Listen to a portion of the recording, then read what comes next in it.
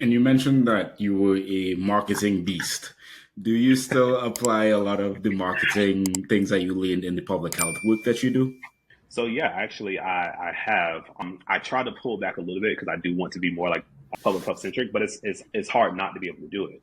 So in one of my roles, one of my main roles since I've been in the workforce, I was a research program manager at a university here in Virginia, and we were actually doing research studies. We were leading out research studies, and this was an obesity prevention research study that was geared towards young, like college age students, people who were 18 to 25, who were interested in losing weight.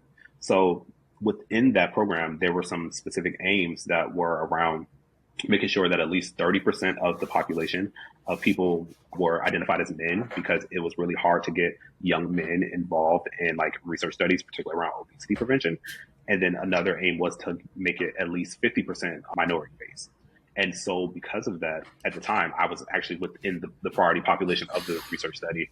So I was able to connect with folks like in a different way that maybe my other colleagues couldn't. And so with that, not only being responsible for the entire like assessments and the biometric screening process of the research study, I was also responsible for the marketing and recruitment pieces of everything.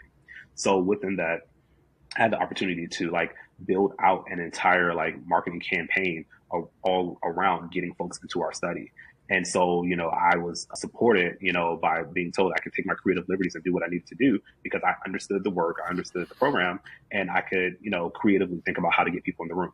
So that meant running, ads on buses, creating like different graphics, creating different like mini campaigns and social media based campaigns. It included doing radio drops and included doing so much. So to the point where, I could be riding down the street and I could see my work on a billboard, right? Or I could see, or be in the car and hear my radio drop, like, on the radio station. So it was one of those things where I was like, okay, like I see what's happening here.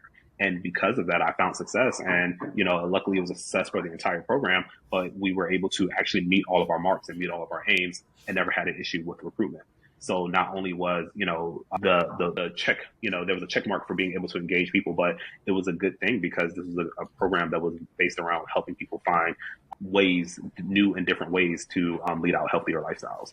So it was a win across the board. So yeah, that's a little bit of my marketing experience and how I've integrated into this public health work. And I think it's important that we public health professionals kind of develop some of that marketing skills, or someone on the team has marketing skills, because to the point of we have these big multi-trillion-dollar tech companies that do a bunch of marketing, and we also need to prioritize how do we market health, how do we market things that are important to people. And I think too often we've kind of maybe not taken it as important, or Hmm. done the work that we could have to make campaigns as impactful as they could be. So I appreciate the work that you do there. Absolutely, absolutely. And then after your undergrad, you went on to get a Master's of Public Health at the University of North Carolina at Greensboro.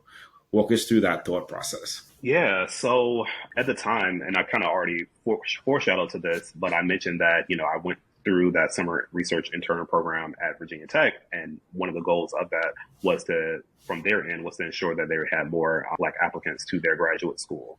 And so, of course, I was going to apply to Virginia Tech. But, when I had the opportunities, I was like, oh, I'm going to apply to a different school, a few different schools, and see what happens. And that process was really interesting because I applied to Virginia Tech and I got in. I applied to UNC Greensboro.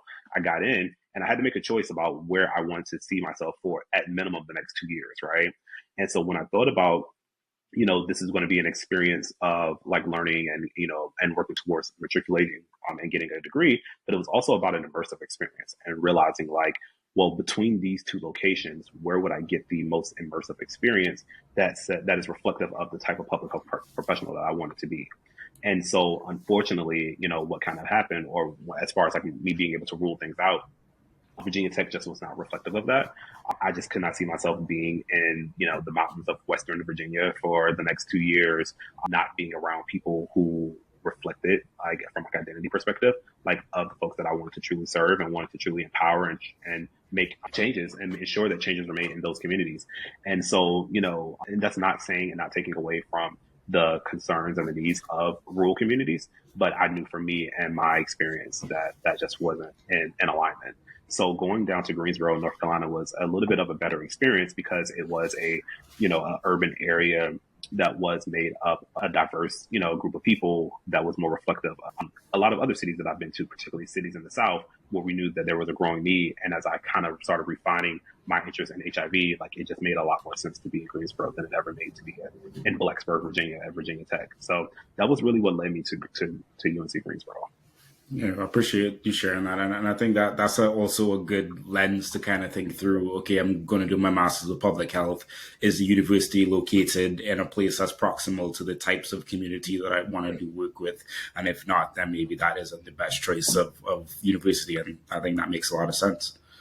Yeah. And even access to like jobs and thinking about what my next few years is going to be like, in rural Virginia, there's not a lot of jobs, and so what would that have even looked like? Whereas going to a place like Greensboro, it just worked out. It worked out. And there was, opportunities that were afoot that I didn't even know were going to be available to me, particularly, being that that's where I was able to kind of start my career and my career in research, which was where I started before I got to like pure public health.